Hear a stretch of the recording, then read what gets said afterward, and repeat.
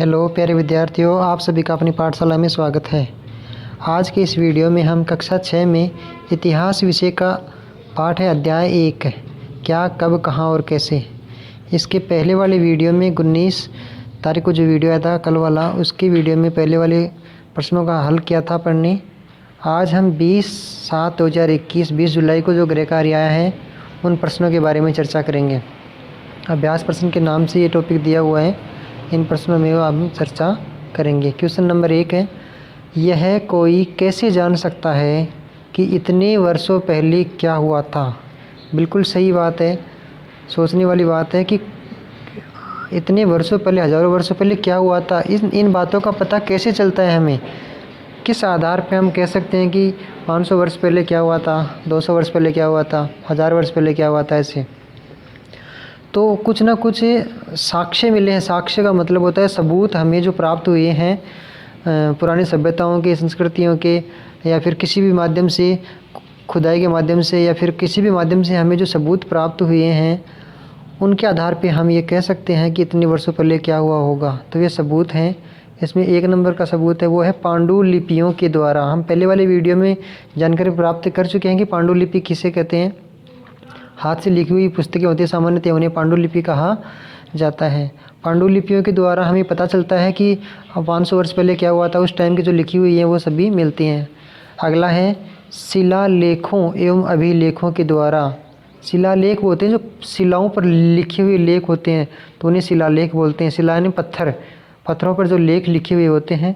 तो लंबे समय तक काफ़ी पहले के लिखे हुए लेख मिले हैं, अभी भी बहुत सारे लेख हैं।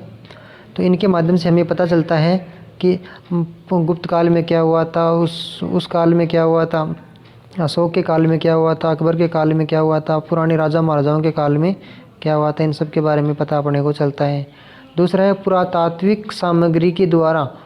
यथा जैसे मान लीजिए इमारतों के अवशेष, पुरानी इमारतें, पुराने महल किस प्रकार के बने हुए थे, कौन कौन से उनमें घर हुआ करते थे, किस प्रकार से आने जाने के रास्ते हुआ करते थे। चित्रों के माध्यम से, चित्र मतलब उस समय के चित्र किस प्रकार के बने हुए हैं, महलों में छपे हुए हैं। मूर्तियों के द्वारा, औजारों के द्वारा, जो पुराने औजार हैं खुदाई में निकले हों या वैसे मिले हों। हथियारों के द्वारा, बर्तनों के द्वारा, आभूषण, सिक्के, जानवरों की हड्डियाँ आदि जब ये पुरानी मिलती हैं हमें, तो किसी न किसी माध्यम से मिलती हैं, तो इनके माध्यम से अपने को पता चलता है कि उस टाइम में ऐसा हुआ होगा या लोग इस प्रकार के घरों का यूज़ किया करते होंगे। ऐसे जैसे सिंधु सभ्यता है, हड़प्पा सभ्यता है, मोहनजोदड़ो सभ्यता है, कालीबंगा सभ्यता, ये सब खुदाई में निकली है, तो इनके अलग अलग अवशेष इनसे प्राप्त हुए हैं। क्वेश्चन नंबर 2 है पुरातत्वविदों के द्वारा। पुरातत्वविद किसे कहते हैं? जो मतलब इतिहास का ज्ञान रखते हैं, इतिहास की चीज़ों के बारे में अध्ययन करते हैं, पुरातात्विक चीज़ों का अध्ययन करते हैं, उनको पुरातत्वविद कहते हैं। द्वारा पाई जाने वाली वस्तुओं की एक सूची बनाओ। मतलब पुरातत्वविदों को कौन कौन सी वस्तुएं मिली हैं उनकी सूची बनाओ। इनमें से कौन कौन सी वस्तुएं पत्थर की बनी हो सकती हैं। तो पहले तो पुरातत्वविदों ने किन किन चीज़ों की खोज की है अभी तक, उनकी सूची बनानी है अपने को, और पत्थर से बने हुए कौन कौन से हैं। तो इसमें तो आपको दिख रहा होगा, दिखाई दे रहा होगा, पुरातत्वविद द्वारा पाई जाने वाली वस्तुओं की सूची में देखिए इमारतों के अवशेष है। इमारतों के अवशेष खुदाई में निकले बहुत सारी इमारतें, कुछ बाहर बनी हुई हैं। चित्र, उनको चित्र प्राप्त हुए हैं, चाहे वो कठोर धातु पे प्राप्त हों, चाहे पत्थर पे प्राप्त हों, चाहे भित्ति चित्र हों। जैसे भी मूर्तियाँ, पुराने समय की मूर्तियाँ कैसी थी, पुराने समय में औजार किस प्रकार से काम में लिया करते, ये सब मिलते हैं। हथियार कौन से यूज करते थे, बर्तन किस प्रकार के यूज होते थे, मिट्टी के होते थे या धातु के होते थे। आभूषण, लोग आभूषण किस प्रकार से पहना करते थे। सिक्के, कौन से सिक्के यूज़ लिया करते थे। जानवरों की हड्डियाँ, और जानवरों की हड्डियों से पता चलता है कि वहाँ पे सभ्यता रही है या फिर क्या जो भी लोग रहे हैं। अभिलेखों में वर्णन मिलता है, शिलालेख, पांडुलिपि आदि, इन सब से ये पुरातत्व विभाग के द्वारा खोजी गई वस्तुएं हैं। इनमें से कौन कौन सी वस्तुएं पत्थर की बनी हो सकती हैं। तो पत्थर वाली वस्तुएं हैं वो अनुमान लगा सकते हैं, निम्न लगा सकते हैं। इमारतों के अवशेष, ये पत्थर से इमारत बनी हुई होती हैं। चित्रों में वो आते हैं जो पत्थरों के ऊपर लिखे हुए चित्र हों, शिलालेख हो, या दीवारों के ऊपर जो चित्र होते हैं, भित्ति चित्र जिसे बोलते हैं, वो होंगे। तो इसमें चित्र आ गए। मूर्तियाँ, पत्थरों से बहुत सारी मूर्तियाँ बनाई हुई मिलती हैं। औजार, पत्थरों के औजार हुआ करते थे उस टाइम में, धातु का उपयोग ज़्यादा नहीं हुआ था। तो इसके अलावा और कौन सा है, हथियार, हथियार भी यूज करते थे, पत्थरों के हथियार बना बना करके जानवरों को मारने के लिए या जानवरों से अपनी रक्षा करने के लिए। आभूषण भी पहनते थे। अभिलेख, शिलालेख आदि का इस्तेमाल वो किया करते थे। तो ये हो गया।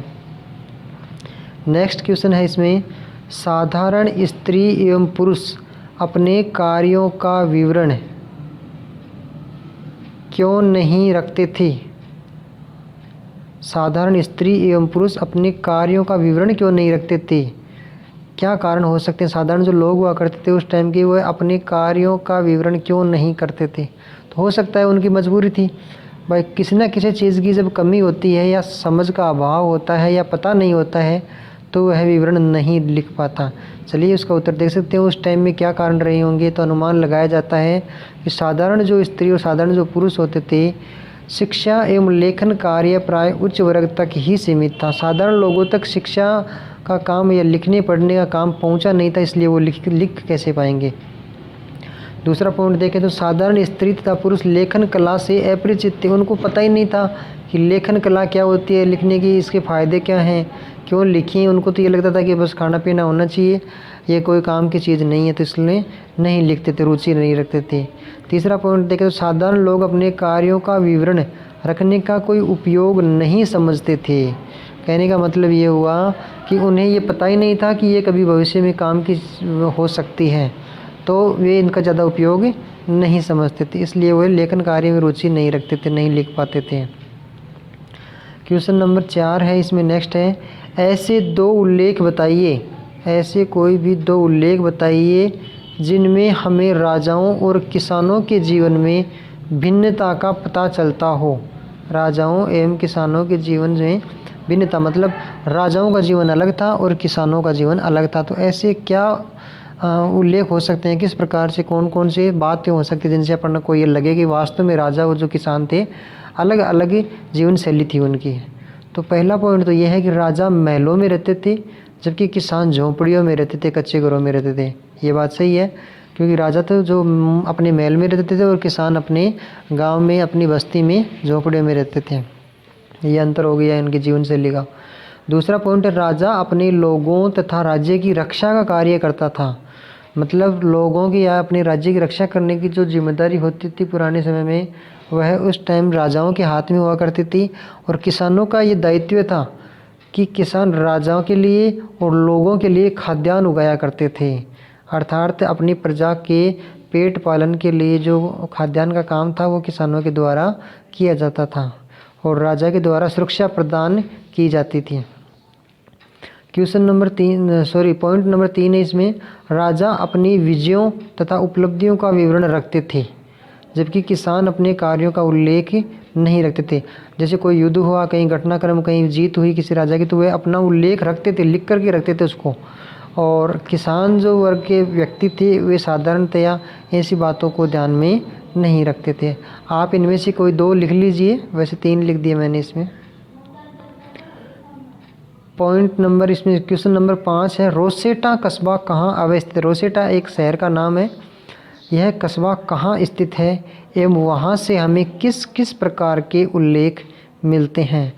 तो रोसेटा मिस्र के उत्तरी तट पर अवस्थित एक कस्बा है। मिस्र देश का नाम है जहाँ संसार की सबसे बड़ी नील नदी बहती है। तो मिस्र के उत्तरी तट पर स्थित एक कस्बा है। यहाँ से एक ऐसा उत्कीर्णित पत्थर मिला है, ऐसा मतलब लिखा हुआ पर उत्कीर्णित पत्थर मिला है जिस पर एक ही लेख 3 भिन्न भिन्न भाषाओं तथा लिपियों में मिला है।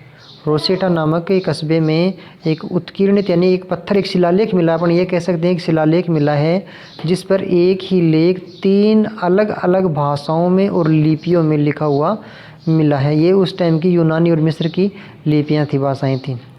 यूनानी विद्वानों ने बताया, यूनान के जो मिस्र के वहाँ के विद्वान थे, यूनानी विद्वानों ने बताया कि राजाओं व रानियों के नाम एक छोटे से फ्रेम में दिखाए गए हैं। राजा और रानी के जो नाम हुआ करते थे ना, छोटी सी फ़ोटो नमा बना करके आ करती है, एक फ्रेम के अंदर नाम लिखते थे, जिसे कारतूस कहा जाता था। उस वक्त उन्हें क्या कहा जाता था? कारतूस। इस प्रकार से आप इन 500 क्वेश्चनों को याद कीजिए और एक बार पूरा वीडियो सुनने के बाद में लिखिए, ताकि आपको लिखने में और समझने में आसानी रहे। समझना सबसे ज़्यादा ज़रूरी है, केवल लिखने से, नकल करके लिखने से तो कोई मतलब नहीं निकलने वाला है।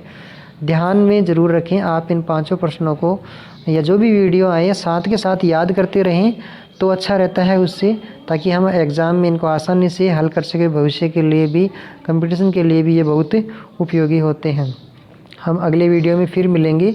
आपको वीडियो पसंद आया हो तो कमेंट बॉक्स में ज़रूर बताएं, और आगामी वीडियो प्राप्त करने के लिए अगर आपने अभी तक चैनल सब्सक्राइब नहीं किया है तो वह ज़रूर कर लीजिए, और जिन्होंने सब्सक्राइब कर लिया भाई बंधुओं ने, उनको बहुत बहुत धन्यवाद। आप बने रहिए, जुड़े रहिए अपने साथ।